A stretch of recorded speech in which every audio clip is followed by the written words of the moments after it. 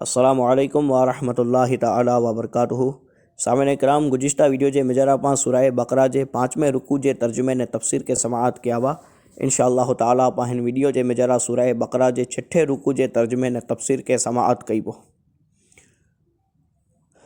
त छठो रुकू जेको है ये रुकू पां वॾो है, इन जे मिजारा वाक़ियात पां थोड़ा वधारे आहिनि, लिहाज़ा पां इन रुकू जा बुखण भाग बनाए इंशाअल्लाह इनके मुकम्मल करीबो। औज़ु बिल्लाहि मिनश शैतानिर रजीम, यानी अल्लाह जी पनाह मंगा तो शैतान मरदूद कुना। बिस्मिल्लाहिर रहमानिर रहीम, अल्लाह जे नाम थी शुरू जेको निहायत मेहरबान रहमत वारो है। या बनी इसराईल अज़्कुरू निअमती अल्लती अनअमतु अलैकुम व अन्नी फ़द्दलतुकुम अलल आलमीन। अल्लाह ताला इरशाद फरमाए तो कि ऐ याकूब जी औलाद, याद कर मुझो उ एहसान जोको आऊँ तो मथे कियोसें ने आऊँ आके तमाम आलम ने तमाम ज़माने मथे फजीलत अता कियोसें। हाँ हेॾा ज़ाहिरी मतलब त पां कुरान पाक जी आयत पढ़ो तो पाण खे ई लगी रहियो है कि इन थी मुराद ई है कि बनी इसराइल कौम है, तमाम उम्मतें थी अफजल है ना, बल्कि ई फजीलत जोको है ई आर्जी तौर मथे वई हिकिड़े वक्त सूंदे मुक़रर करे में आवे वई कि जॾहिं बनी इसराइल कौम वई उन वक्त में तमाम कौमें कोना अफजल अल्लाह तबारक व ताला कौम बनी इसराइल के कंहिं में अल्लाह ताला फरमाए कि हम के फजीलत ॾिनोसीं। हालांकि इन उम्मत कोना थी ने मिणी उम्मतें कोना थी बेहतर हुजूर पाक सैयद आलम सल्लल्लाहु अलैहि वसल्लम जी उम्मत आई, यानी पां बेहतर आहियूं। अल्लाह ताला कुरान पाक जी में पाण खे फरमाए कुंतुम खैर उम्मा कि ऐं बेहतर उम्मत आयो, तो पाण खे अल्लाह ताला बेहतर उम्मत चई आहे। तो ही जो फजीलत आहिनि ई उन हिकिड़े मुक़ररा वक्त सूंदे वई, पर जॾहिं हुज़ूर पाक अलैहिस्सलाम ऐलान नबूअत कयूं त माण्हू जेको इन मथे ईमान गिनी आया त इन जे बाद हाणे क़यामत सूंदे जेकी अचे वारा ईअं ई तमाम उम्मतें कोना थी अफज़ल उम्मत आहे। इंशाअल्लाह पंहिंजी अफज़लियत ई क़यामत सूंदे रहंदी। अल्लाह ताला फरमाए तो वत्तक़ू यौमन ला तजज़ी नफ्सुन अन नफ्सिन शैअन वला युक़बलु मिनहा शफ़ाअतुन वला युअख़ज़ु मिनहा अदलुन वला हुम युनसरून। अल्लाह ताला फरमाए कि दर्जो उन ॾींहुं बेगा जिन ॾींहुं कोई जान बे जान जो बदलो नहीं बनी सके, यानी हिकिड़े तरफ़ जो अज़ाब है का ॿिए कंहिं मथे खणी गिनो, का ॿिए जो अज़ाब पिंड मथे खणनो, तो अहिड़ी तरह कोई जान है ॿिए जान जो बदलो नहीं बनी सके। ने अल्लाह फरमाए कि उन ॾींहुं कंहिंजी शफ़ात क़बूल करे में नहीं अचे ने कीक गिनी करे ने उन जी जान पण छोड़े में नहीं अचे ने न उन जी मदद करे में अचंदी। अल्लाह ताला फरमाए कि उन जी सिफारिश मने में नहीं अचे। हाँ अमुक इन आयतें कि जो अकल जा अंधा, शक्ल जा गंदा ने देव जा बंदा जो आहिनि, ये साबित इन आयत थी कई था कि अल्लाह जा वली जो ईअं ने नबी जो कंहिंजी पण शफ़ात नथा करे सघे, शफ़ात जा मुनकिर आई हुज़ूर पाक सैयद आलम सल्लल्लाहु अलैहि वसल्लम जी शफ़ात ता आ हदीस पाक थी साबित है कि हुज़ूर पाक अलैहिस्सलाम फरमायो कि क़यामत जो मर नफ़्सा नफ़्सी जे आलम में हूंदा ऐं सजदे जे मुंहिंजा सर रखंदो। अल्लाह ताला फरमाईंदो कि ऐं मोहम्मद सल्लल्लाहु अलैहि वसल्लम मुंहिंजो सर उपाड़ियो ऐं चओ ऐं जेको मङो या के ॾिने में अचींदो, जंहिं जंहिं चाहियो शफ़ात कयो, ई शफ़ात क़बूल करे जे मिजा अचींदी। ऐं क़ुरान पाक जे मिजा पण ई आयतुल कुर्सी जे मिजारा आहे कि मन ज़ल्लज़ी यशफ़अउ इंदहु इल्ला बिइज़्नी, तो उन ॾींहुं कोई शफ़ात कंहिंजी नहीं करे सिवाय उनजे जंहिंखे अल्लाह जो हुक्म हूंदो, यानी जंहिंखे अल्लाह जो हुक्म हूंदो उहो ज़रूरु शफ़ात करींदा। अल्लाह जो हुक्म कंहिंखे हूंदो, जेको नबीयीन जी जमात है, जेको सिद्दीक़ीन जी जमात है, जेको शुहदा ने सालिहीन आहे, इन खे अल्लाह ताला हुक्म ॾिनो कि ऐं बंदे जी शफ़ात कयो। त शफ़ात औलिया अल्लाह जी नबीअ जी जेको शफ़ात है ये त क़ुरान पाक ने आ हदीस जे मिजा साबित है, जेको पंहिंजो अक़ीदो है। हेॾा अल्लाह ताला फरमाए कोई शफ़ात नहीं करे, हुन फरमाए कि जंहिंखे शफ़ात अल्लाह ताला चाहींदो इनके अता कईंदो। त क़ुरान जी आयत में टकराव थिए थो, हालांकि क़ुरान पाक टकराव कोना थी पाक आहे, तिन में पंहिंजो अक़ीदा अहले सुन्नत आहे ई साबित थिए थो।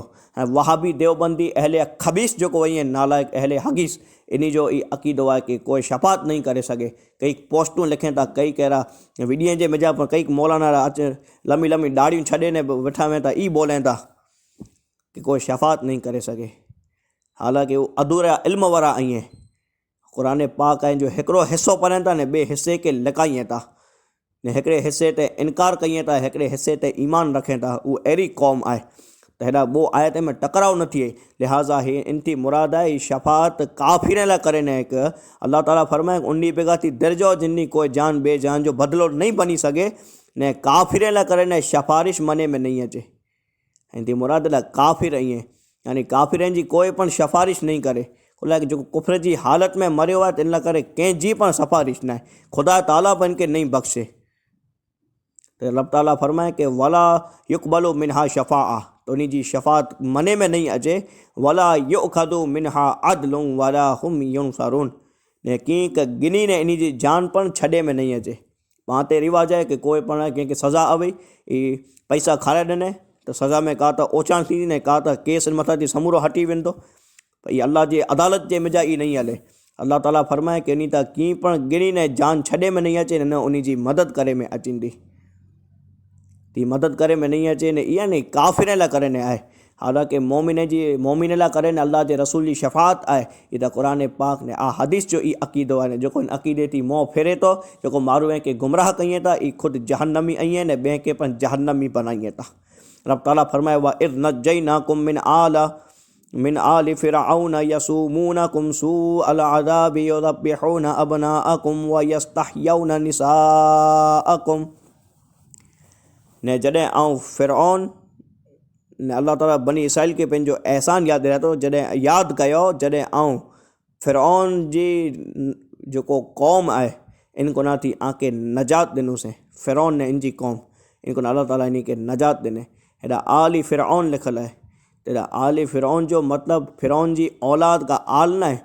कोला कंहिंजी को औलाद न वई शादीशुदा वो पंहिंजी को औलाद न थी थिए त अल्लाह ताला फरमाए कि आऊं नजात ॾिनुसीं फ़िरऔन जी फ़ौज गुनाह थी यानी फ़िरऔन ने इन जी फ़ौज जेको आहे अल्लाह फरमाए कि यसूमूनकुम सूअल अज़ाब आके बुरा अज़ाब कंदा हुआ यानी आके तरह तरह से सताईंदा हुआ। ऐं इन जो अज़ाब इन सताणो ई हो कि ई जेको मज़दूर जेको बनी इसराइल जा हुआ जेको पाण इन में थी पहाड़ ने जेको आहे उहा थी पत्थर हुआ इन खे चुंडाईंदा हुआ पत्थर खे कपाईंदा हुआ ने इन पत्थर खे धुराए जो कमु हो। इन पत्थर भारी भारी पत्थर खे खणी ने पंहिंजे खंभे मथे खणंदा हुआ त इन जे खंभे मथे ने गर्दन ते इन पत्थर जा निशान पण पई विया हुआ ने ग़रीब मथे टैक्स पण लॻाईंदा हुआ ने जेको टैक्स ॾींदो न हो त इनखे तरह तरह जी मार ॾींदा हुआ। कई ॾींहं सूंदे अहिड़ी तरह रखे कि इन जो हथु जेको आहे इहे इन जे गर्दन से ॿधे छॾींदा हुआ। त ई मां तरह तरह जा मरे ई फ़िरऔन जी क़ौम जेको हुई ई बनी इसराइल मथे ज़ुल्म करींदी हुई। बनी इसराइल जेको हुई इनखे बनी इसराइल चवाइजे ऐं फ़िरऔन जा जेको बि मने वारा हुआ इन खे क़बती चवाइजे। हाणे ही फ़िरऔन जेको आहे न इहो असुलु नालो कीअं जो फ़िरऔन न हो बल्कि उनजो असुलु नालो वलीद इब्ने मुसअब इब्ने रैयान हो। उनजो नालो असुलु वलीद हो फ़िरऔन जो ने इनके अल्लाह ताला 400 वरनि जी उमिरि अता कई में इनमें कई वरे ताईं इन शान ने शौक़त जे साथ ही हुकूमत कयईं कि इनजो 300 वरे सुधी त इनजो कॾहिं मथो बि न ॾुखियो त अहिड़ी न पती पूरी ज़िंदगी पहिला जी जेको हुई 300 वरनि जी ये बिल्कुलु ई तंदुरुस्ती जे मेजारा गुज़ारे में पर अल्लाह जी नेमत खे न मञियो पिंड खुदाई जो दावो पण करे छॾे ने पोइ पिंड गर्क पण थियो। त अल्लाह ताला फरमाए कि यादि कयो कि आउं फ़िरऔन वरे कोन थी आके नजात ॾिनुसीं ने जेको आके बुरी तरह से सताईंदो हो इहो ज़ब्बिहून अबनाअकुम व यस्तहयौन निसाअकुम जेको आंजे बच्चे के ज़िंदा ज़िंदा ज़बाह करींदो हो जेको आंजी बच्चीअ खे ज़िंदा छॾे ॾींदो हो।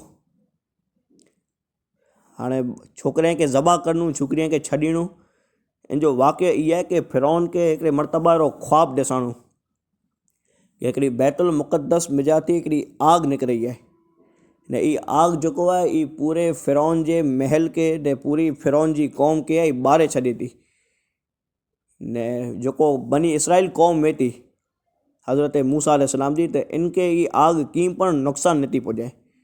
इन ख़्वाब मिजाती ई बेदार थियो फ़िरऔन परेशान थी वियो जेको बि उन वक़्त में राहिब ने नजूमी जेको आहे नजूमी इन मिणी खे बेगो करे ई मरे बेगा थी करे ने ई फिरौन पंहिंजो ख्वाब सुनाए तॾहिं जी ताबीर कयूं कि बनी इसराइल मिजाती हिकिड़ो अहिड़ो छोकिरो पैदा थींदो जेको तुंहिंजी पूरी सल्तनत खे आहे तार तार करे छॾींदो, बर्बादु करे छॾींदो। तो फिरौन ई हुकुम ॾिने कि हाणे बनी इसराइल में जंहिंजो पण छोकिरो पैदा थिए इनके क़तल कयो ऐं छोकिरीअ खे छॾ ॾिजां, उन मिजाती पाण खे ख़तरो न आहे। तीअं छोकिरीअ खे छोकिरे खे ज़बा करे जो सिलसिलो शुरू कयईं, हता के 70,000 छोकिरे खे ई क़त्ल कये में, 70,000 छोकिरे खे ने कई कहिड़ियूं हज़ारे जी तादाद में जेको हमल वारियूं औरतूं इन जे हमल खे ज़ाय करे छॾे में, यानी को बच्चो पैदा न थिए इन हिसाब में पंहिंजी सल्तनत जे ख़ौफ़ जे हिसाब में कई बच्चे खे ज़बा करे छॾे। अल्लाह ताला ई फरमाए कि आजे छोकिरे खे ज़बा कंदो ने आजी औरतें खे छॾे ॾींदो। पोइ हिकिड़ो वक़्तु बनी इसराइल ते अहिड़ो आयो कि इहा बूढ़ावा ई कई काए हिकिड़ो हिकिड़ो करे ने दुनिया छॾींदा आया ने बच्चा क़त्ल थींदा आया, तेतिरा जवान ने अधेड़ उमिरि वारा हुआ जेको ई बचिया हुआ।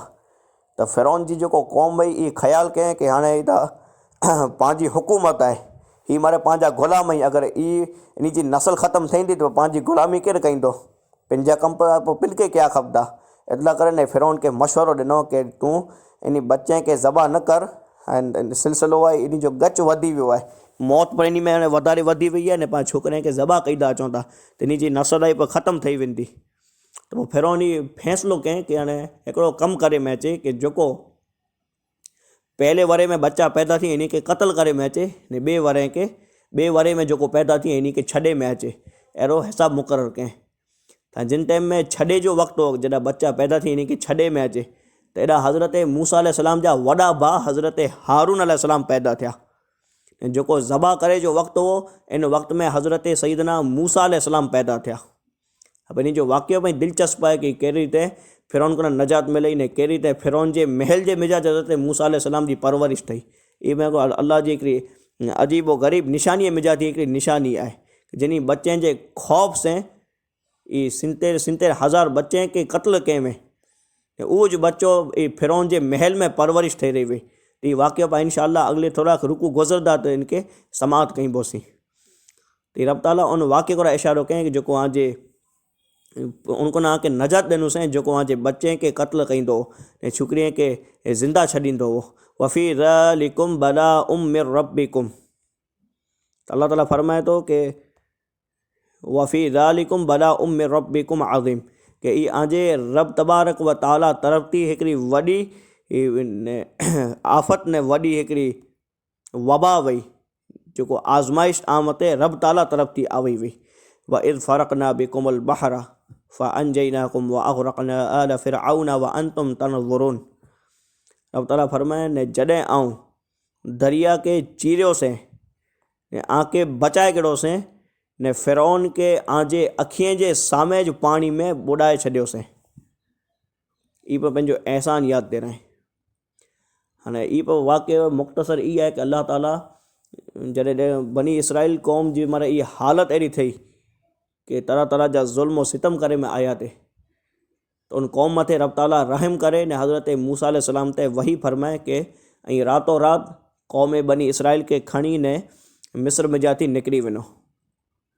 हाणे उहो रातों रात हज़रत मूसा अलैहिस्सलाम ईअं ई मिणी के जेको ईमान वारा हुआ, जेकी मोमिन हुआ, जेकी बनी इसराइल क़ौम वारा हुआ, मज़लूम हुआ, इन मिणी के खणी ने हज़रत सैयदना मूसा अलैहिस्सलाम रातों रात निकिरी विया। सुबुह जो फिरौन के ख़बर पई कि क़ौम निकिरी वई आहे, तो फिरौन पंहिंजी जी पीछो कंहिं तलाश कंहिं उहो क़ौम जेको हुई वधारे पुरती तादाद पॻे वई ने हीअ सवारी से हुआ, तो रातों रात निकिरी विया हुआ। त इहे हलंदे हलंदे हिकिड़े दरिया कोरा उभा, अल्लाह जो हुकुम हो कि हिन कोरा अचो, तो माना दरिया कोरा आया। दरिया कोरा उभी रहिया ने होॾा फिरौन ई पंहिंजी पूरी फ़ौज तयारु करे ऐं हज़रत मूसा अलैहिस्सलाम जो पीछो कंहिं इन जे पुठियां आयो, क़दमे जा निशाने जो पीछो करे करे ने ई दरिया किनारे जे क़रीब मतिलबु परियां थी ॾिसणु थिए कि फिरौन जी फ़ौज आहे ई क़रीब अची रही आहे। हाणे बनी इसराइल क़ौम ई परेशान थी वई कि अॻियां त अहिड़ो मोजा मारींदड़ समंदर आहे ने पुठियां त ई क़ौम बनी इसराइल अॼु फिरौन जी क़ौम अची रही आहे। त हाणे त पाण खे नेरियूं था त ॿोए कोरा मौत आहे, हेॾा दरिया ने होॾा हुनजी फ़ौज आहे, लिहाज़ा पाण लाइ त मौत ज आहे। तो उन वक़्त में हज़रत मूसा अलैहिस्सलाम इत्मीनान ने सुकून के साथ वेठा, इन के रब ताला जे वायदे मत यकीन हो कि हिन रस्ते ते खुदा खणे आए तो ज़रूर इन जाती कींक रस्तो निकिरंदो। एतिरे में हज़रत मूसा अलैहिस्सलाम करा वही थी कि मूसा यहाँ जे हथ में जो असा जो लकड़ी है इनके पानी मथे विझो। तो हज़रत मूसा अलैहिस्सलाम पंहिंजी असा के पानी मथे विधो तो पानी जो दरिया वो इन जा 2 टुकड़ा थी विया ने पानी ई पहाड़ वरी जी उभो थी वियो ने विच में अची हिकिड़ो खुफिया तौर मते रस्तो बनी वियो। लेकिन रिवायत जे मिजाए कि 12 रस्ता बनी विया। हज़रत सैयदना मूसा अला नबी वाली सलातो वसलाम इन जी कौम जे मिजा 12 कबीला हुआ ये इन रस्ते में जाती गुज़रिया। हाँ ये गुज़रदा आया पुठिया फिरौन वो ये दरिया के करीब पुगो तॾहिं मंज़र ॾिसी ने थोड़ी वार उभी रहियो। हाँ ये वीचारें कि ये करो थियो दरिया जो विच में जाती रस्तो कीअं बनी वियो है तो ये वीचारें जे मिजा पियो ने पूरी बनी इसराइल कौम है जो आखिरी मारू जो है ये दरिया के पार कहें।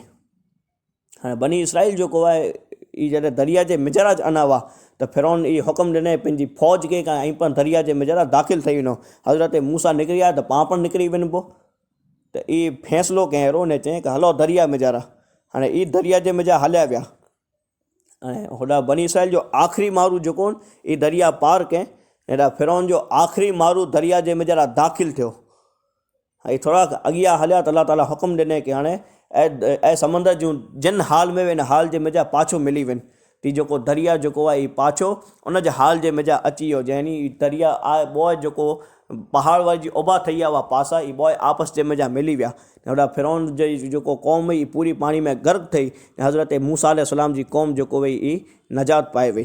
तो इन वाक़े को अल्लाह ताला इशारो फरमाए कि जॾहिं दरिया के फारे ने आके नजात दिनू फिरौन जी कौम को ना ने हालांकि ऐं हुनी के बुरदे ॾिसी रहा हुआ उन्हीं के गर्क क्यों ने आके नजात दिनू से। तो बस मां इंशाअल्लाह अगले वीडियो जे मेजारा अगलो रुकू जो है इन पा इन रुकू जे मेजारा इन जो अगलो जुज़ है बो हिस्सो ये इंशाअल्लाह पान करीब अपलोड करे छॾीबोसीं। तो हेतिरो बि जेको बयानु कयोसीं हिन ते अल्लाह ताला पाण खे अमल करे जी तौफ़ीक़ अता फ़रमाए। अस्सलामु अलैकुम वरहमतुल्लाहि ताला वबरकातुहू।